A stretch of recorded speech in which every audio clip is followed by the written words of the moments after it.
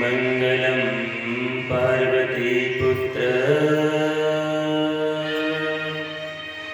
मंगलम गणनायकः।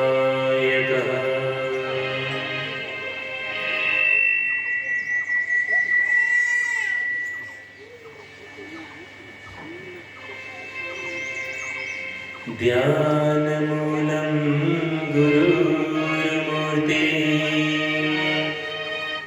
पूजामूलं गुरुपदम्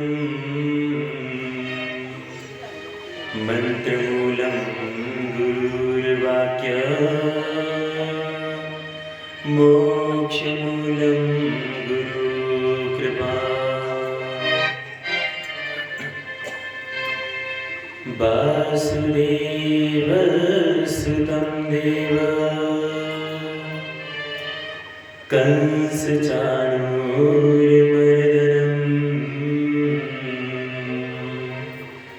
देवकी परमानन्दम् कृष्णं वन्दे जगद्गुरुम्। मङ्गलं कौशलेन्द्राय महनीय गुणावधये चक्रवर्ती तनुजाय सार्वभौमाय मङ्गलम्। मङ्गलं भगवान् शम्भो मङ्गलं वृषध्वज मङ्गलं पार्वतीनाथ मंगलाय तनोहर। सब द्वारन को छोड़ के मैं आयो तेरे द्वार। हे वृषभानु की लाडली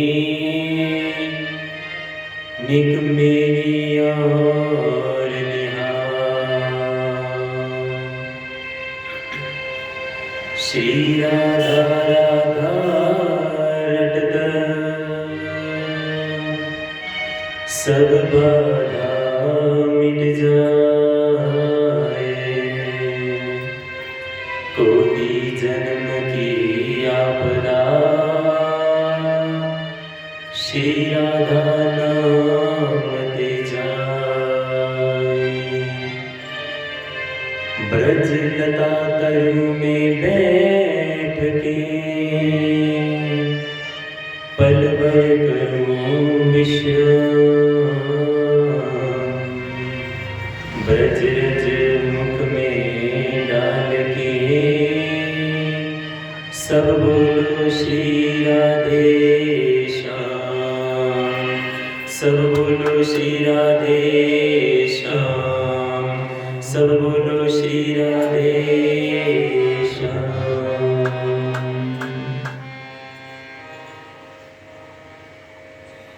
प्रियवधू, आज इस महान कथा के तृतीय दिवस में आप सबका स्वागत है। जैसा कि आप सब जानते हैं, इस कथा का महत्व और ये कथा महान पुण्य को प्रदान करने वाली है और भक्ति ज्ञान वैराग्य का मूल कारण है।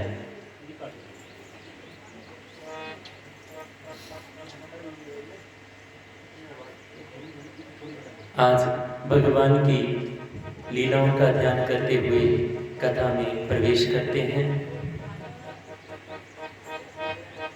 आमी आमी वे कन्हैया तेरी याद आमदी। आमी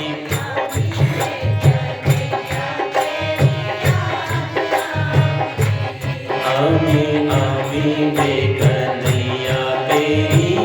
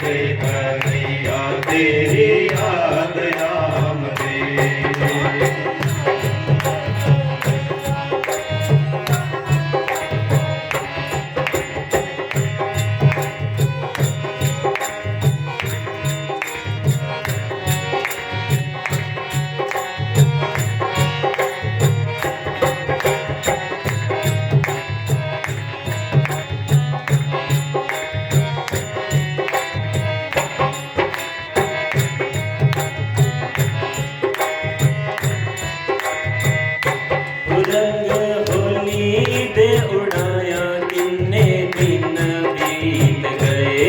रंग होली दे उड़ाया किन्ने दिन बीत गए। पिंगा कदम ते पाया किन्ने दिन बीत गए। गाया किन्ने दिन बीत गए।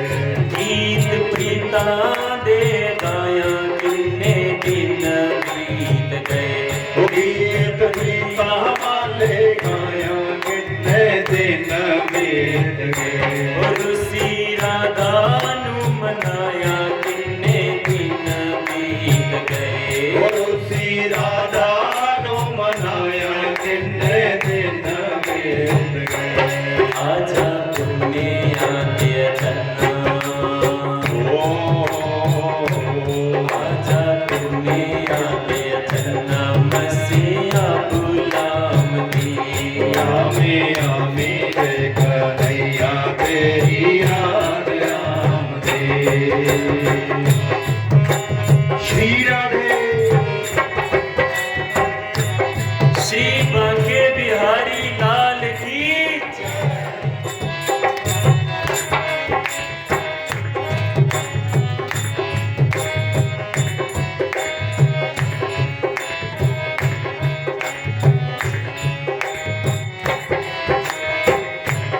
छिल्लड़ के लिया दिखाया किन्ने दिन बीत गए।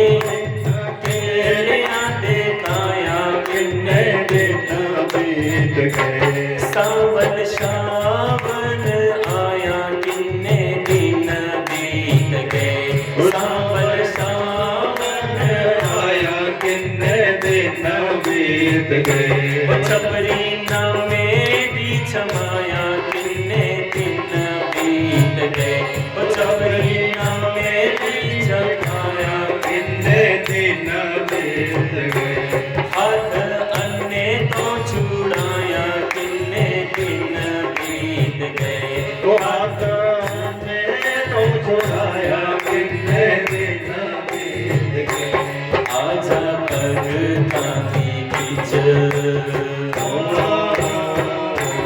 आजा पग कांदी बीच बारे बारे जाम दी। आमी आमी रे कन्हैया तेरी याद आमदे। आमी आमी रे कन्हैया तेरी याद आमदे।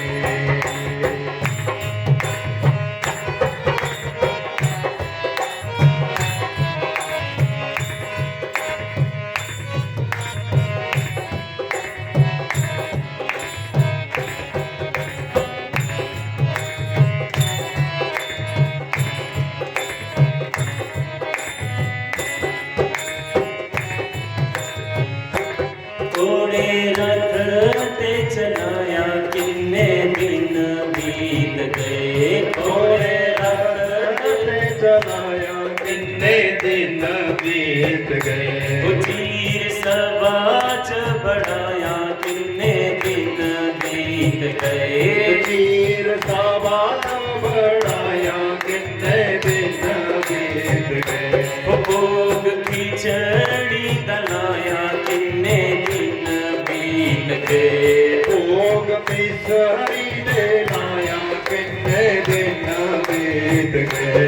चेहरों मीरा नू बचाया किन्ने दिन बीत गए।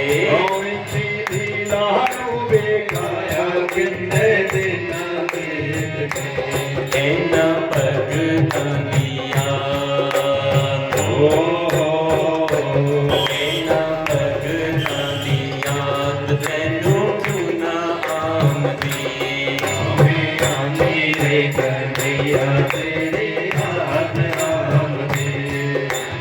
आमी रे कन्हैया तेरी याद आमदे।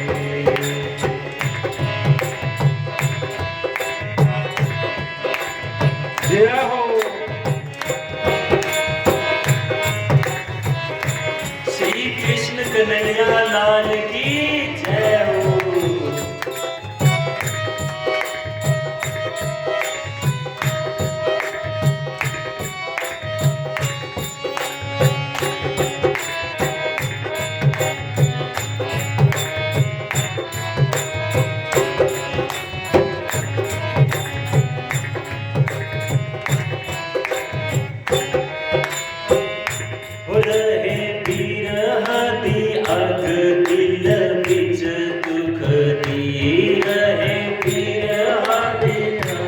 दिल बिच चुनरी ओ इनू खोल के सुनावा एक कहानी दुख दी इनो खोल के सुनावा ये कहानी बिछड़ी ओ नहीं हंजुआ दी लड़ी एक पल रुक दी हंजुआ दी लड़ी एक पल रुक दी आए बार बार सीने बिच पीड़ उठती हरी बार बार सीने बिच पीड़ उठती हरी हारिया पुकारा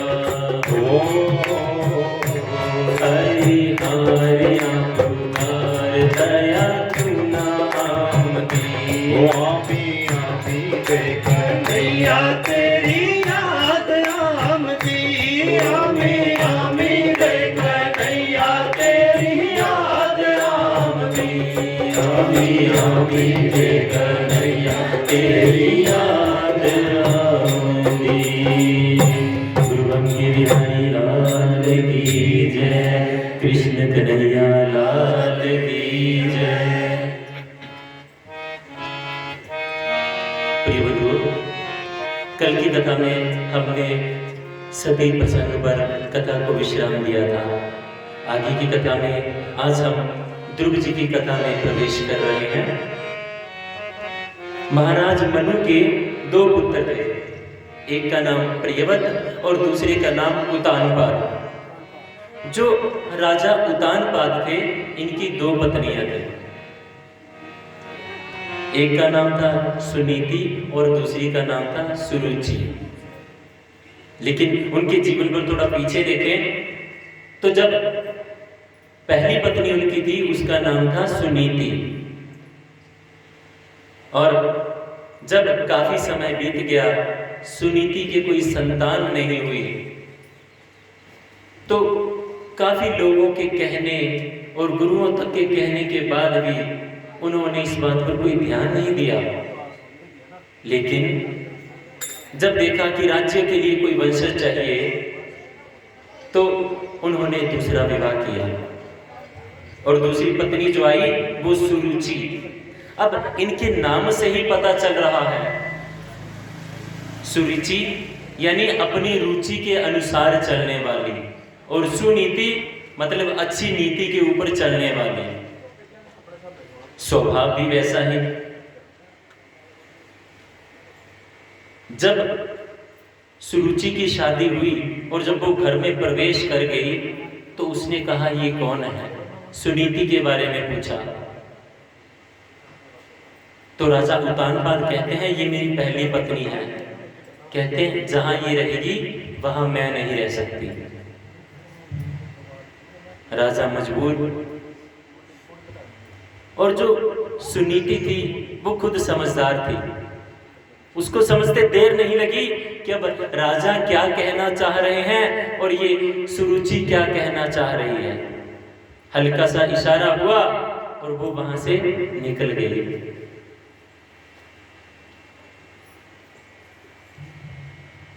लेकिन जब वो घर से बाहर चली गई, महल से बाहर चली गई, कहां रहे? बंधुओं, जिस व्यक्ति की नीयत अच्छी होती है, जिसका मन अच्छा होता है, उसको किसी की चिंता करने की जरूरत नहीं होती।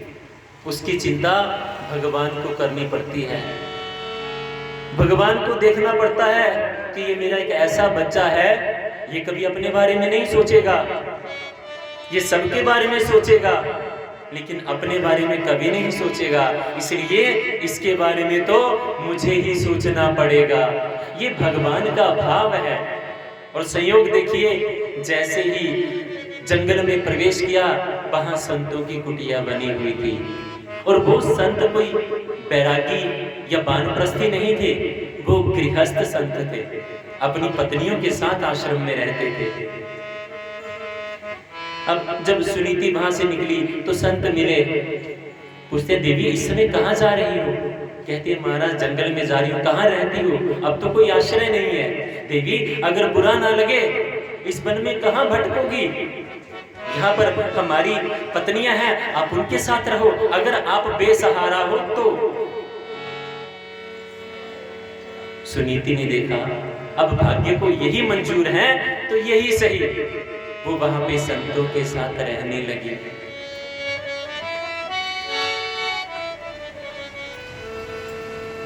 उसको रहते हुए अभी ज्यादा समय नहीं हुआ था, कुछ समय ही बीता था कि उसके एक पुत्र ने जन्म लिया और उस पुत्र का नाम रखा ध्रुव। बंधुओं, जो साधु संत होते हैं अगर वो गृहस्थ भी हो, शास्त्रों के नियमों का अगर पालन करते हो तो उनको एक समय दिया जाता है। शास्त्र समय के हाँ इतने समय तक यहाँ रह सकते हैं, इससे ज्यादा